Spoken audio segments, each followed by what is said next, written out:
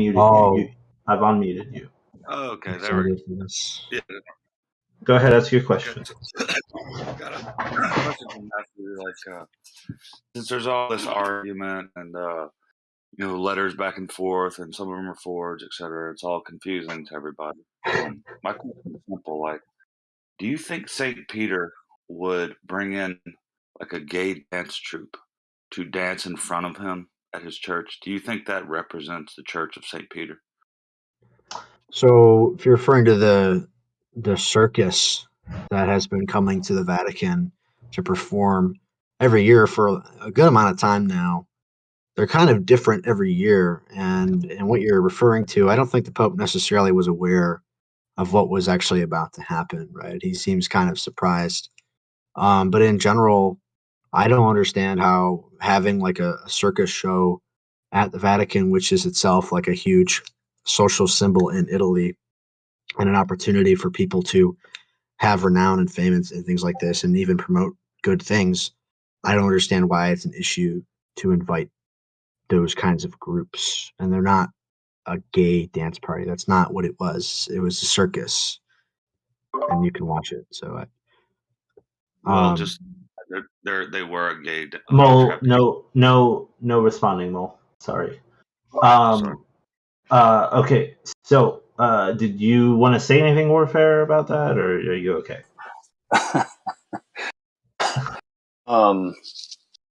Well, yeah. Hold on. Let me get my timer queued up here. Gay or not gay? Too gay or not too gay? That is not the question, right? Like, the question is, would some activity like that be even tolerated in the first place, even if it wasn't gay?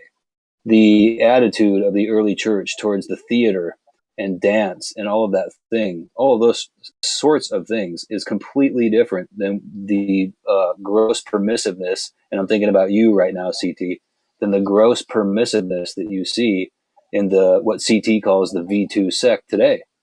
They'll allow anything. I mean, I touched a little bit on those things in the end of my closing statement. So who cares? Why make it about gay or not gay? It has nothing to do with gay. What it has to do with is, where's the respect for the liturgical traditions of the undivided church? Where is it? Okay, thank you. Thank you. So now we have Vatican 8 sect. Are you ready for your question? Yeah, sorry, man. I'm almost done. Can you just give me like 30 seconds? Sure, I can wait 30 seconds, I suppose.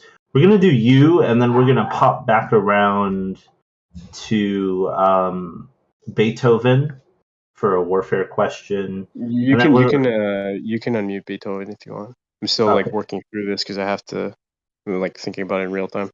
Okay, just make sure it's only 1 minute, all right? yeah, it's 1 minute, don't worry. Okay. Beethoven, where are you, my brother? There you are. Okay, Beethoven. Feel free to ask your question on warfare. Okay, thanks for the debate. I have a quick question for warfare regarding basically Matthew's last closing statement. He brought up several quotations, popes at ecumenical councils, reading to the ecumenical council. So it's not just like popes randomly like citing it, like writing to church father or like writing a letter. And they were all like saying pretty difficult stuff for you guys, I would say. Like, so I would just ask, and Matthew also said like, this is basically like, this is closing the case. Like, there's no coming back from this. So what would be your response to, he mentioned Ephesus, he mentioned Chalcedon, he mentioned Constantinople III, Sixth Council. So what would be like your response to those sorts of things? Okay, sure. I will start. If you want like Matthew to reiterate the quotes again. No, I don't. I absolutely do not. I'll start now. So basically, the short answer is take off the papal glasses. I know you guys don't want to hear it, and I know your guys going to LARP about it. I'm not trying to be confrontational, but let me give you a more realistic answer of what it is I think that you're looking for. He talks about all that stuff. He says popes say this, popes say that, but the Pope says this at the council, the Pope says that, the Pope, right? But what he won't do is go to a section, for example, in the Seventh Ecumenical Council, where I just posted this citation not that long ago in the debate citations text chat, where the statement of the Seventh Ecumenical Council reads, quote, affirm that in Christ there be two wills and two operations according to the reality of each nature, as also the Sixth Synod held at Constantinople taught, casting out Sergius, Honorius, Cyrus, Pyrrhus, Macarius, and those who agree with them, and all those who are unwilling to be reverent, end quote. So what we have right here, you can talk about popes and councils all you want. You can say that Pope Agatho said he was the toughest kid on the block all you want. The Ecumenical Council that came directly after them, and the Ecumenical Council that Pope Agatho was at before he passed away of blessed memory, they both affirm that Pope Honorius taught error. So how are you going to sit there and say, oh, this and that, and the Pope says this, and it'll never fall apart, and the blah, blah, blah, blah, blah, and ignore these types of statements? You can't do that, you guys. You just can't. If you want an accurate representation of church history, you cannot do that. Take the Eric Ibarra route. Eric Ibarra at least mans up and says, okay, this situation with Honorius, this is an actual problem. Eric Ibarra actually says that. It's the one quote mine from Eric Ibarra that Matthew actually never posts, the one where Ibarra admits that Pope Honorius is actually a problem. Okay, Matthew, you have 1 minute to respond. Okay, so it doesn't seem he answered the question, right? This was read by Pope Agatho at the council and accepted by the council as, quote, divinely written by the Apostle Peter, that the Roman Church has never been depraved by yielding to heretical innovations, but from the beginning she has received the Christian faith from her founders, the princes of the apostles, and she remains undefiled unto the end, according to the promise of our Lord and Savior himself, quoting Luke 22 about the unfailing faith of Peter and how the pontiffs have always fulfilled this. Right? This is a dogmatic letter accepted by the Ecumenical Council. He didn't give a response. To respond to Honorius, when Honorius was condemned by the council, he wasn't the Pope. He'd be the equivalent of anathematizing Francis after he died. He just wasn't the Pope. So it's really not even a problem in the first place. And secondly, if you read the letters of Pope Honorius explicitly says, and I can get it out, he explicitly says that he is not saying that Christ has one will. He explicitly says that. So. Okay, we're going to go to Vatican VIII since he's been waiting a while. Are you done with your question yet?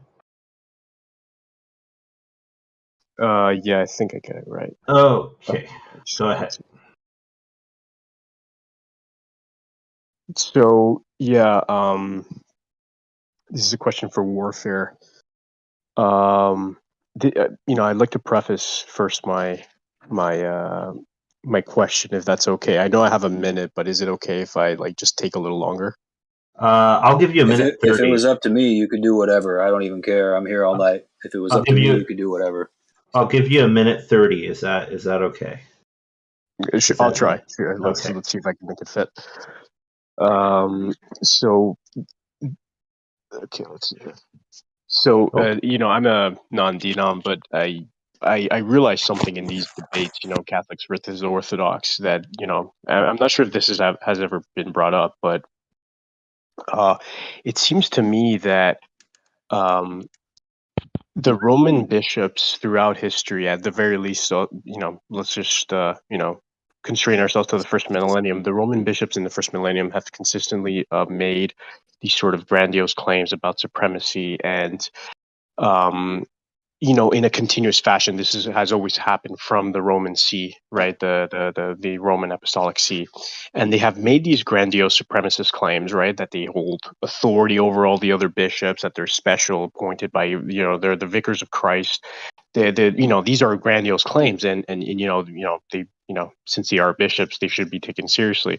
And they also, were done in an official capacity, letters to ecumenical councils, and it wasn't. It's not just Roman bishops that speak of themselves, that have this self-understanding as having authority over all the other, over the church, but it's also Eastern bishops, Eastern saints,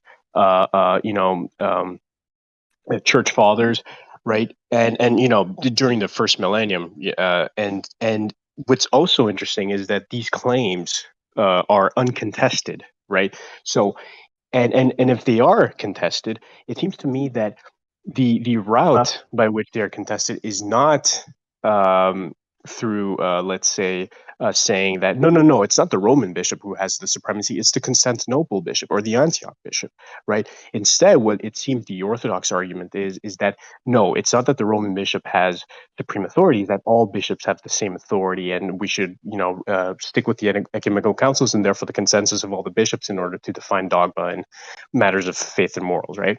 So my question is, and sorry for the long intro, but my question is, and I think this is a defeater for Eastern Orthodoxy, and you can, I'll give you the condition to defeat my defeater is, has any other office or apostolic see continuously throughout history, rather than an isolated incident, right? I don't want like a one quote by one, like Eastern bishop, right, saying no, this is a I am the supreme authority or whatever, right? I'm talking about continuously, meaning one apostolic see making the same claims throughout various periods of history, made similar grandiose claims in an official capacity about the nature of their supremacy over the churches, and such claims also remain uncontested, basically, right? Meaning like because they're accepted by the churches as a whole.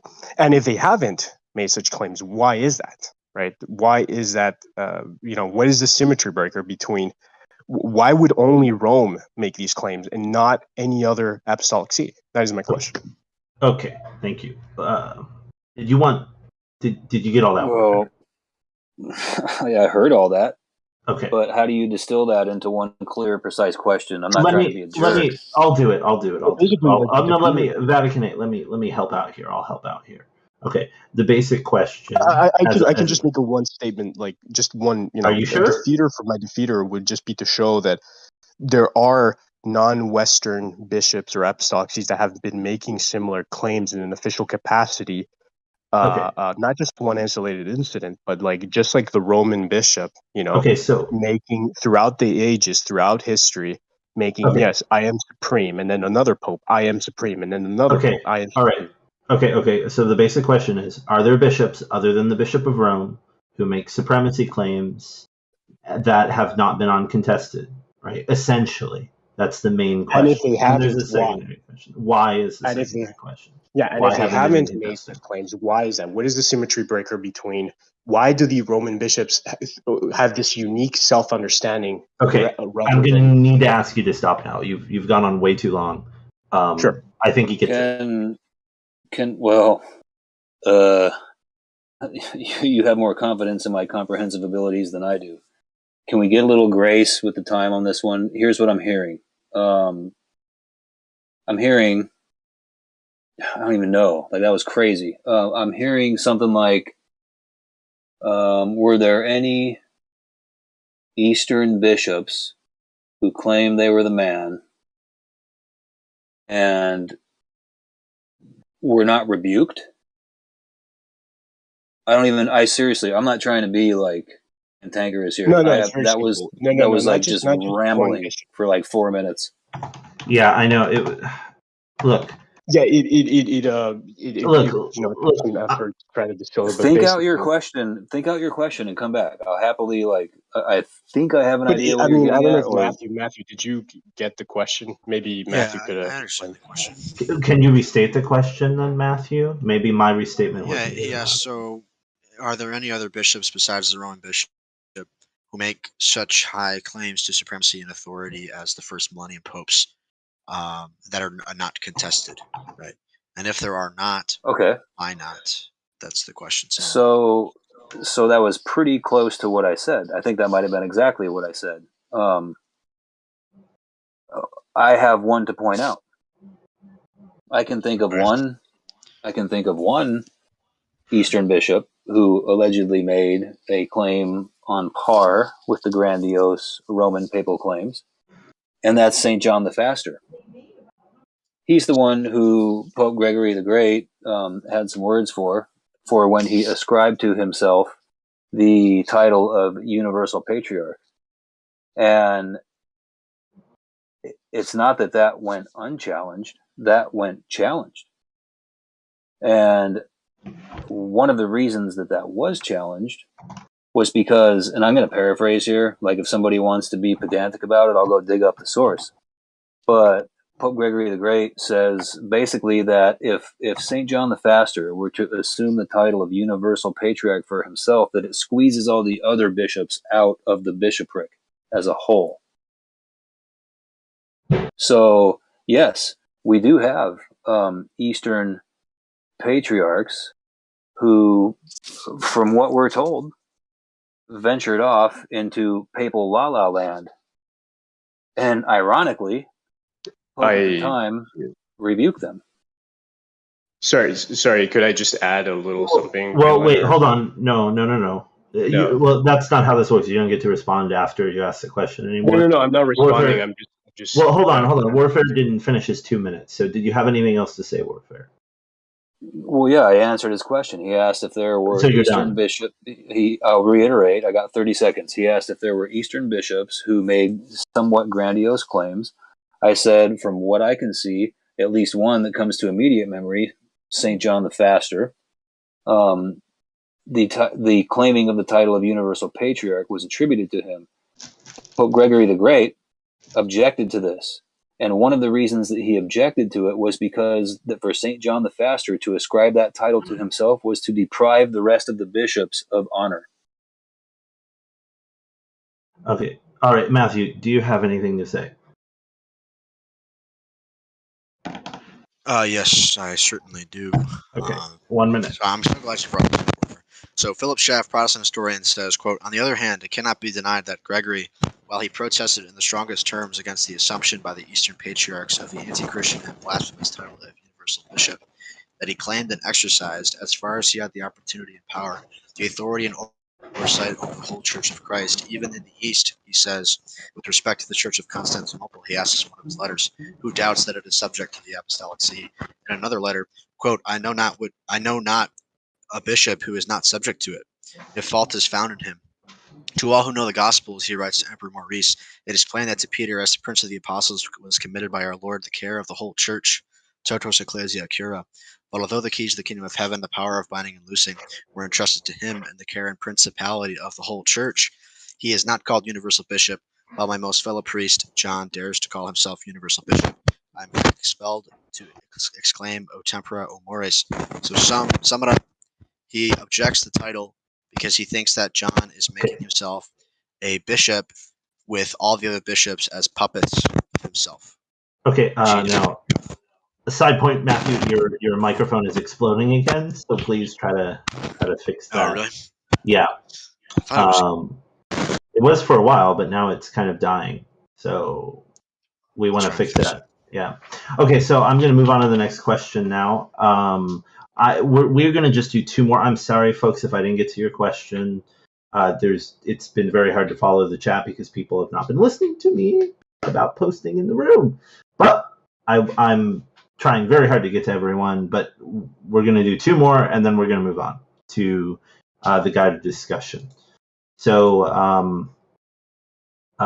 it looks like there's a... Ooh, what just happened? Sorry, my thing broke. Or no, John just posted a massive thing. Okay. I deleted it. Okay, thank you. So where was... So Adana, I'm going to give Adana the floor because apparently Adana asked a question a long time ago and I didn't even see it. Where is Adana? In here. There's Adana. Okay, Adana, feel free to ask your question. Hello. Great work, everyone. It was a great debate. Great job. You guys are doing a great job. So I have, how many questions can I ask? Because I started adding questions as I went through. Well, I'd like you to keep it to one for now, if possible. Oh, one. Okay. Dang. Okay, I think you already answered that one technically. I guess the most important one. Next two, the last one I think is really fast. Like I feel like it's a really easy answer. Maybe, possibly. I'll decide for you. Just ask the first one, and then we'll see. Okay. So to warfare. When you said that I'm not very well versed, by the way, but I just remember you saying to one of the questions Matthew asked about like some about the unity and who you would go to. When you said that specific saint, or I think, or maybe bishop, I'm not sure, said that he would not fall in communion with Rome, even if the whole universe did. I'm a little confused on how that answered Matthew's question and how you know who to look to in Eastern Orthodoxy. I guess like when he asked, correct me if I'm wrong, Matthew, like if there was like a big problem, if one bishop of, I don't know how it works in a different territory doesn't agree with a different bishop, like how do you know who to go to? And I guess that's the whole unity question I'm asking. Okay. Yeah. Did you get that, Warfare? You could. I did, and I'm pumped because that is hands down the best question asked so far tonight. All right, here we go. I'm not kidding either. Okay, so and I got 2 minutes. 2 minutes, right? Yep. Okay. So basically, how it answers the question, and I thank you for pointing it out because obviously, to someone who doesn't spurg out about this stuff so much, the answer wasn't so apparent. So I appreciate that. Basically, here's the thing: the sentiment that Saint Maximus was expressing in his statement was that even if all of the sees gave themselves over to heresy, he himself would not. Now, what we take from that, there's a lot of different interpretations on what that great saint was saying and how to go about that. But basically, what we see here is that the confession of the right faith, the fidelity and the consistency and the utter upholding of everything taught by the fathers before us, by the ecumenical councils, and about those things are the definition and the deposit of the faith. And if God forbid all 5 members of the Pentarchy were to fall into some position where they were all denying that with some heretical statement like monothelitism in the time of St. Maximus, well, what did he say? He didn't say. And his answer is, it's just, you can't get a better explication, right? What did he say? He didn't say. If he was Rome or die, if St. Maximus was Rome or die, I would have expected him to say, well, if Rome does it, I got to go along. Right? If you're Rome or die, and Rome says, I'm going up to Walmart to buy some socks, come with me, you're going to go get socks. Okay, so your question needs more time, to be honest, and that's probably my fault for the way that I answered it. Mm-hmm. The short answer in my last 5-10 seconds, and this is tricky, is you have to follow the faith of the fathers. I'll let you get is that the end of your sentence? You have like a few words. It was the end of my sentence, but I mean, if, like I said, I'm down to hang around all night. If somebody wants to re-ask something later on, but it's cool. Okay, all right. We're gonna do Matthew your 1 minute response. Okay, so I think the issue with his standard is that it's question begging. He's just saying you go with the bishops who are correct according to the teachings of Scripture. The Church Fathers, that's just the same thing the Protestants are going to tell you. It doesn't really help you in the grand scheme of things. Secondly, Maximus the Confessor defended papal infallibility. He says, how much more in the case of the clergy and Church of the Romans, which from old until now presides over all the churches which are under the sun, having surely received this canonically as well from councils, the apostles, and from the princes of Peter and Paul, and being numbered in their company, she is subject to no writings or issues in synodical documents. He also says that the extremities of the earth and everyone in every part of it who purely and rightly confesses the Lord looks directly towards the most holy Roman Church and her confession and faith as to a sun of unfailing light awaiting from her the brilliant radiance of the sacred dogmas of our fathers, according to that which the inspired and holy councils have stainlessly and piously decreed. For from the descent of the incarnate Word amongst us, all the churches in every part of the world have held the greatest church alone to be their base and foundation, seeing that according to the promise of Christ, the gates of hell will never prevail against her. Okay. Etc. All right, that's it. Okay, Donna, I'm sorry, I can't have you ask your other question. I want to get to this one guy. He's been waiting a long time. Okay, fine. And we, I want to respect Matthew's time, because we said we're going to do an hour after this, and I want to respect his time. So we're going to do one more question. It's going to be from someone who hasn't got a question in yet, just to be fair to everybody. Thank you so much. Yeah, no problem. Okay, so J. Claus. You're the last one that I see here. Again, sorry to everybody who did not get a chance. It's just the way the cookie crumbles sometimes. All right, J. Claus, go ahead. Hello, can you guys hear me? Yes. Okay, cool. I just wanted to ask a question and it's kind of a 2-in-1. I guess I would ask, is icon veneration essential to the Christian faith? And if it is, where is it seen constantly being preached in the church at all places at all times?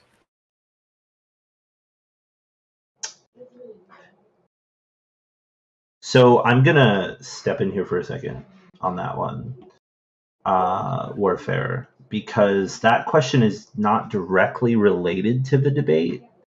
If you want to answer it, you can, but I'm just saying. You don't have to answer it if you don't want to, because it's not directly related.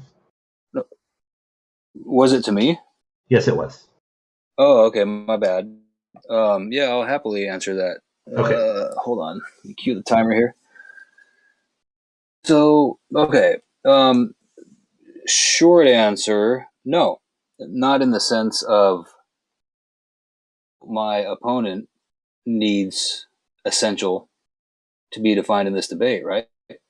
No, we don't claim. I can't think of any iconodual that would claim that veneration as delineated at the Second Council of Nicaea was essential and perpetual and all that in the church. In fact, it took precise explications of Christology and triadology before the church could even be in the correct mindset to understand why the icon of the why the veneration of icons was important. So, short answer to your question, no. Longer clarification to your question, and that's not a problem, because there's nothing in the Orthodox or even the Roman Catholic position that hinges on the claim that icon veneration is an essential doctrine of the church, such without the church can't stand or fall. No icon veneration, no church. I don't think any of us would really say that. I mean, I know that I wouldn't, right? Neither side, Orthodox or Roman Catholic, has a problem with a clearer progressive explication of doctrine per se. The problem, especially for our side, is when that turns into what I described earlier as transmogrification. When you have a doctrine that starts as one thing, like morphs into this crazy beast that's sprawling all over the place and not even remotely recognizable as the thing that came before it, right? So limited appellate jurisdiction of Rome in the first, second, third centuries, or really like second, third, fourth centuries, versus temporal world power that's described at Florence. Nah. Okay, Matthew, do you want a 1 minute on that? Yeah, no, icon veneration is definitely essential to the church. The Second Council of Nicaea places an anathema on anyone who rejects the veneration of icons. It's certainly a doctrine that developed, but nonetheless, it's still important for us apostolic Christians. And regarding what you said about Florence, I mean, you have it's in Pope Gelasius. You can even just read like philosophical journals about this. Pope Gelasius goes through the theology of the two swords, the temporal and the spiritual, and how the temporal sword is always subject to the spiritual. So the Roman pontiff is the head of the hierarchy, and the temporal powers are subject to him if need be on spiritual matters, right? So I'm not sure why you're saying that. And even Florence itself, you've brought this up, if the whole pentarchy agreed to heresy, well, that's what Florence was in your view, because even Orthodox Bishop Callistos Ware admits that Council of Florence, when it happened, the entire pentarchy of the Orthodox Church agreed to Okay. papal supremacy and the filioque. That is it. All right. Thank you. All right. So our question and answer time has come to an end. Thank you both for wonderfully answering all of those questions. And thank you, everyone who had questions to ask. I appreciate it. It contributed a lot to this debate. So we're going to move on now. Now, I want to ask this question one more time because we went over a little bit in the question and answer time. Matthew, are you still okay with 1 hour, or do you need it to be a little bit shorter? I could do around there. Okay, I'm going to set a time